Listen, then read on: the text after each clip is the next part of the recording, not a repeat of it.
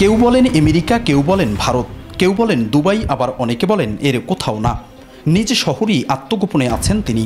আসলে কোথায় আছেন বরিশাল সিটি কর্পোরেশনের সাবেক মেয়র ও মহানগর আওয়ামী লীগের সাধারণ সম্পাদক সেরেনিয়াবাদ সাদিক আবদুল্লাহ? এই প্রশ্নই এখন নেতাকর্মী থেকে শুরু করে সাধারণ মানুষের মধ্যে। শেখ হাসিনা সরকারের পদত্যাগের দিন গত 5ই আগস্ট সস্ত্রীক কালীবাড়ি সড়কের বাসভবনে অবস্থান করছিলেন সাদিক আবদুল্লাহ। সাথে ছিলেন তার ছোট ছেলে এবং শতাধিক নেতাকর্মী। বিকেল 4টার দিকে যখন সেরেনিয়াবাদ ভবনে আগুন দেওয়া হয়, তখন স্ত্রী সন্তান নিয়ে কোনোভাবে পালিয়ে প্রাণে রক্ষা পান সাবেক এ মেয়র। তবে ঘরের মধ্যে আটকা পড়ে নিহত হন সাবেক প্যানেল মেয়র গাজী নইমুল হোসেন লিটু সহ আওয়ামী লীগের 3 জন নেতাকর্মী। ওই দিনের পর থেকে কোনো খোঁজ নেই সেরেনিয়াবাদ সাদিক আবদুল্লাহর। অনেকে বলছেন দেশের পট পরিবর্তনের পর তাৎক্ষণিকভাবে দেশের বাইরে যাওয়ার সুযোগ পাননি সাদিক আবদুল্লাহ। এই মুহূর্তে স্ত্রীকে নিয়ে বরিশালেই আত্মগোপনে আছেন। তবে অপর একটি সূত্র বলছে সরকার পতনের পর 5ই আগস্ট রাতেই পালিয়ে ভারতে আশ্রয় নিয়েছেন। আবার কেউ কেউ বলছেন স্ত্রী সন্তান নিয়ে পাড়ি জমাতে সক্ষম হয়েছেন আমেরিকায়। তবে এত কম সময়ের ব্যবধানে সাদিক আবদুল্লাহ বরিশালের বাইরে যেতে পেরেছেন, এমনটা বিশ্বাসযোগ্য হয়ে উঠছে না অনেকের কাছে।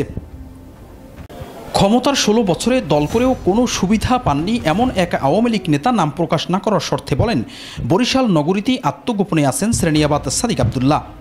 দেশের বাইরে যাওয়ার কোনো সুযোগ পাননি, কারণ শেখ হাসিনার পতনের পর এয়ারপোর্ট থেকে যারাই দেশের বাইরে যাওয়ার চেষ্টা করেছেন তারা সবাই আটক হয়েছেন। এক্ষেত্রে সাদিক দেশ ত্যাগ করতে পেরেছেন এমনটা ভাবার কোনো সুযোগ নেই। হয়তো এই নগরীতেই কোনো ঘনিষ্ঠজনের বাসায় আত্মগোপনে আছেন তিনি। সাদিক আবদুল্লাহর বাবা আবুল হাসানাত আবদুল্লাহ বর্তমানে ভারতে অবস্থান করছেন। বৈষম্য বিরোধী ছাত্র আন্দোলন শুরু হওয়ার আগেই দেশ ত্যাগ করেন আওয়ামী লীগের এই প্রভাবশালী নেতা। আবুল হাসানাত আবদুল্লাহর একমাত্র মেয়ে আঞ্জুমান আরা কান্তা একজন ভারতীয় নাগরিককে বিয়ে করে সেখানেই বসবাস করেন। ছোট ছেলে আশিককে নিয়ে বর্তমানে মেয়ের বাসায় অবস্থান করছেন আবুল হাসানাত আবদুল্লাহ।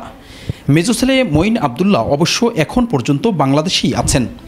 সম্প্রতি অন্তর্বর্তীকালীন সরকারের একজন উপদেষ্টার ছেলেকে নিয়ে বরিশাল ঘুরে গেছেন তিনি।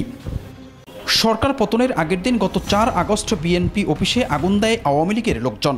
এই ঘটনায় মহানগর বিএনপির আহ্বায়ক মনিরুজ্জামান ফারুক বাদী হয়ে যে মামলা করেছেন, সেখানে আবুল হাসানাত আবদুল্লাহর 3 ছেলেই আসামি।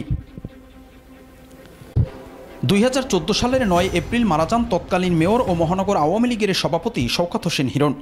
এরপরই বরিশাল মহানগরে জায়গা করে নিতে তৎপর হন হাসানাত পুত্র সাদিক আবদুল্লাহ। তখন তিনি যুবলীগের কেন্দ্রীয় কমিটির সদস্য ছিলেন। হিরণের মৃত্যুর পর একচ্ছত্র আধিপত্য চলে আসে সাদিক আবদুল্লাহর হাতে। মাত্র 3 বছরের ব্যবধানে রাজনীতিতে উত্থান হয় তার। 2017 সালে তাকে করা হয় মহানগর আওয়ামী লীগের 3 নম্বর যুগ্ম সাধারণ সম্পাদক। এরপর 2018 সালে বরিশাল সিটি কর্পোরেশনের 4র্থ পরিষদের প্রশ্নবিদ্ধ নির্বাচনে মেয়র নির্বাচিত হন তিনি। তবে নগরবাসীর প্রত্যাশা পূরণে সম্পূর্ণ ব্যর্থ হন আওয়ামী লীগের এ নেতা। ক্ষমতার 5 বছরে উন্নয়ন বরাদ্দ আনতেও ব্যর্থ হওয়ার পাশাপাশি জন্ম দেন নানা বিতর্কের।